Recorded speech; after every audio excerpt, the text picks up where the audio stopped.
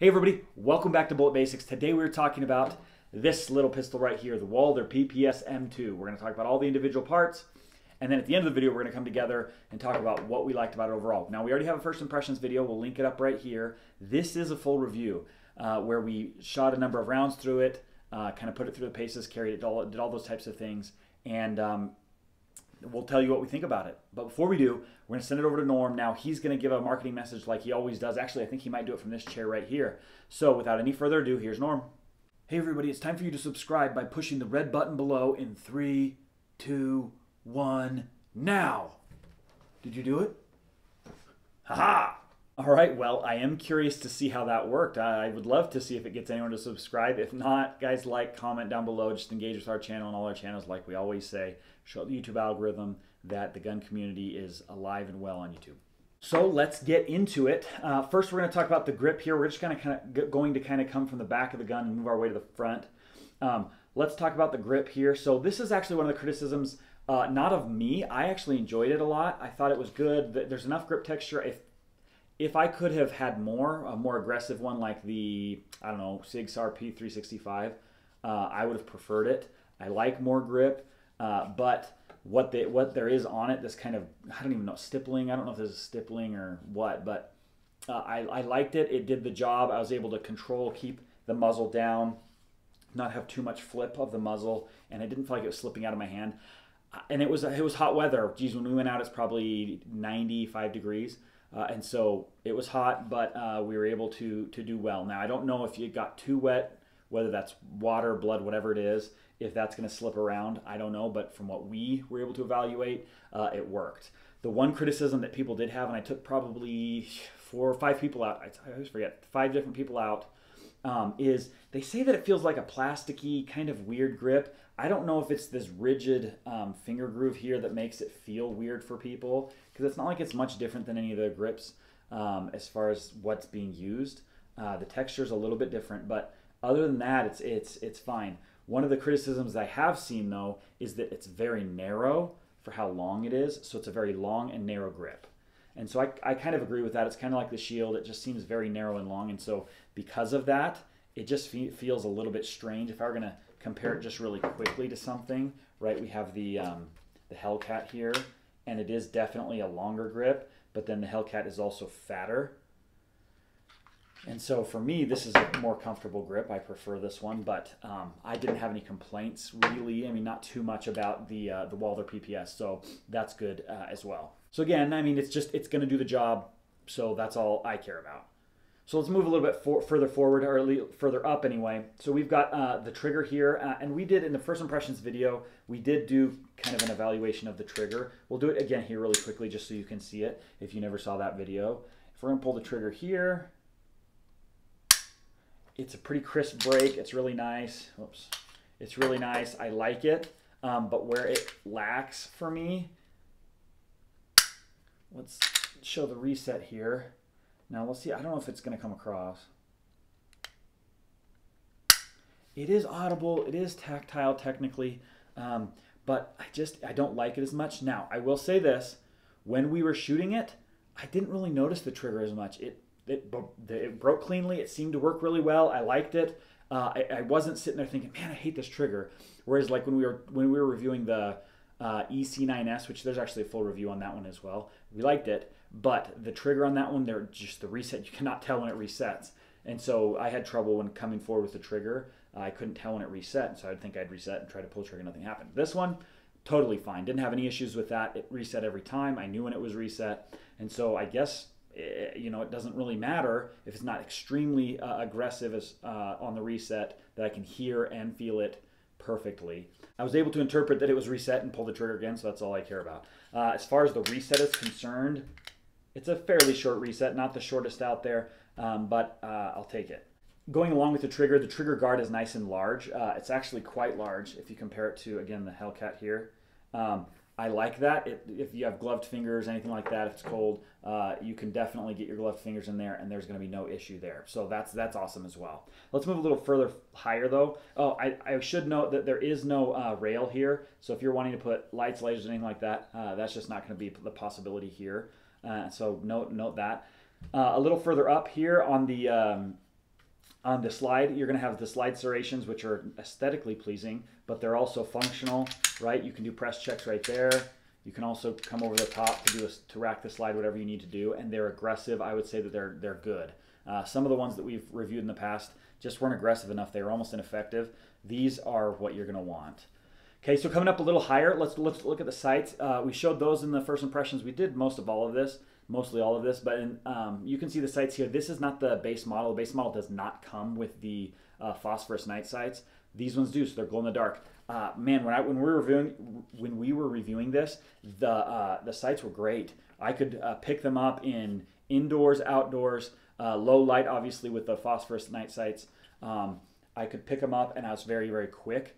And so with the self-defense gun, obviously you want to be able to pick up the sights quickly and be able to fire. Now, you may not see those sights in that kind of situation, but the fact that you can pick them up quickly and point the gun very easily with the grip angle, with everything, and then with the sights is a good thing. And so I really enjoyed the sights. As far as this back sight's concerned, there's no real shelf there. I don't know if you can see that very well. There's no real shelf there, and so if you're going to do one-handed manipulations off a belt or something, that may be a little bit more difficult. You might be able to manage it, but it's definitely not like some of the others. Let's see, the Hellcat would be a good example. You could definitely do one-handed manipulations off the Hellcat very easily.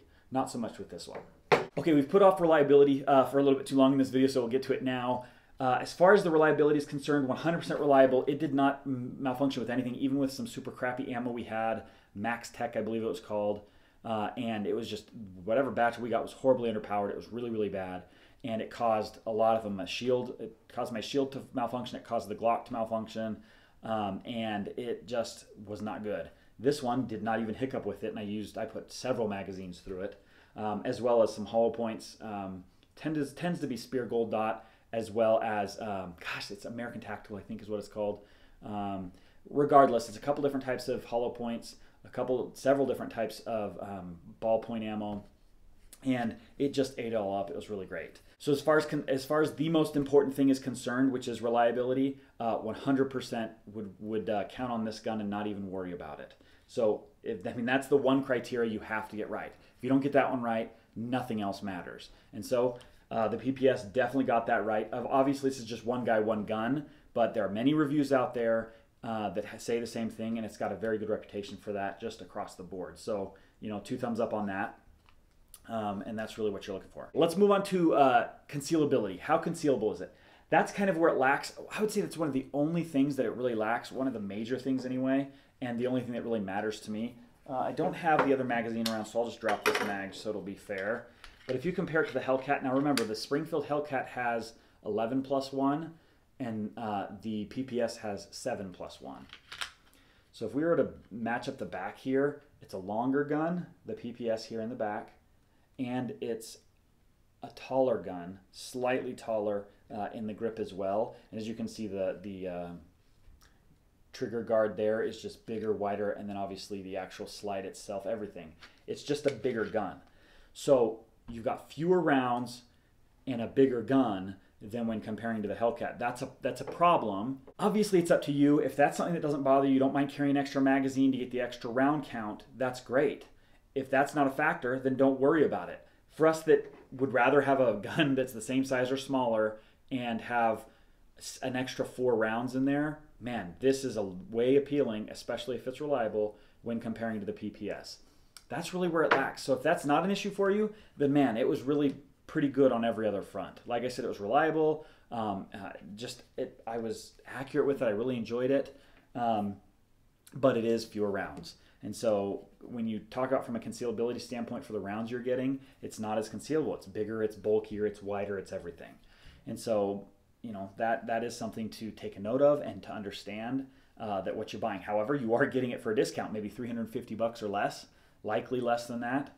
And so, yeah, if you can find it for $250 on a good deal, you're getting it for half the price of the Springfield Hellcat. So that is also something to know. Yes, it's bigger, but you're also not paying as much. So I did carry this some, and it was totally fine. I didn't have any issues carrying it. Nothing was annoying or too heavy. Obviously, it's a little bit heavier than some of the other guns out there, but it didn't bother me at all. It was totally fine, and I enjoyed it. Okay, so let's talk about the aesthetics.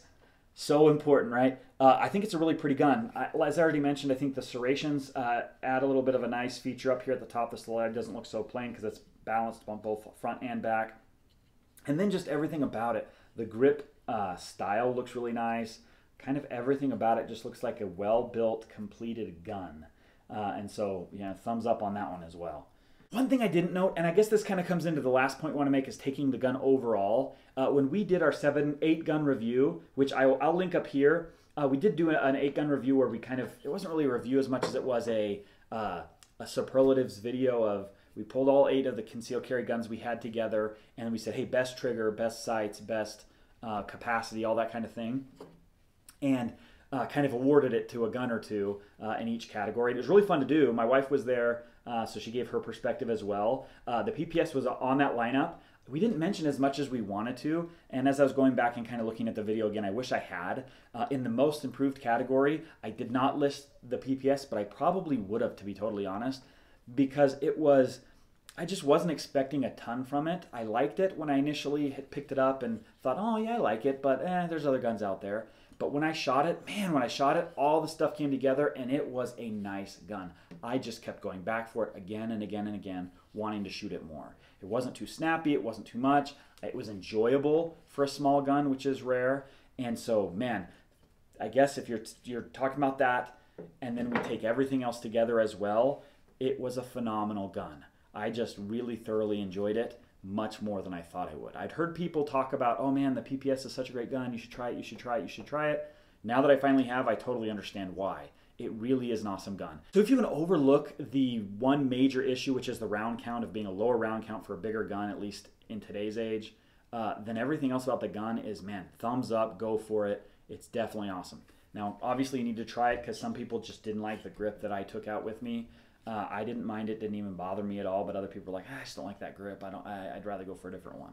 That's really just going to be a personal preference thing. There's nothing good or bad necessarily about the grip. It's just, do you like it or do you not? Last thing I wanted to say, I didn't want to forget about this, is kind of some of the safeties built into the gun.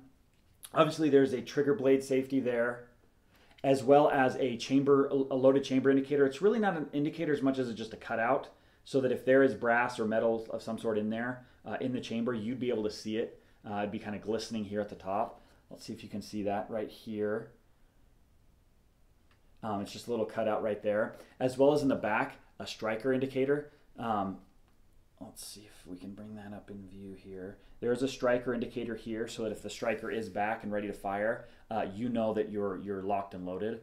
And so if you do have brass in the chamber and you do have a striker indicator back, then you know that, hey, this thing will fire if I pull the trigger.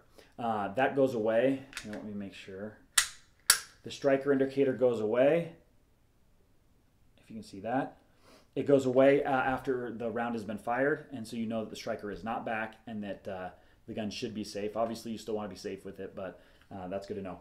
It has these two tabs right here that you, on each side, right here, you pull down on each side, gun comes apart, and then you can pull out the spring, all that kind of thing. So really quite simple to manipulate, to work. Really great gun. Check it out. All right, you guys, thank you so much. If you haven't subscribed yet, subscribe down below. Subscribe, like, comment, do everything to engage with our channel and all gun channels. Show YouTube that this is a valuable part of their business. Bury the trolls, and we will see you next time.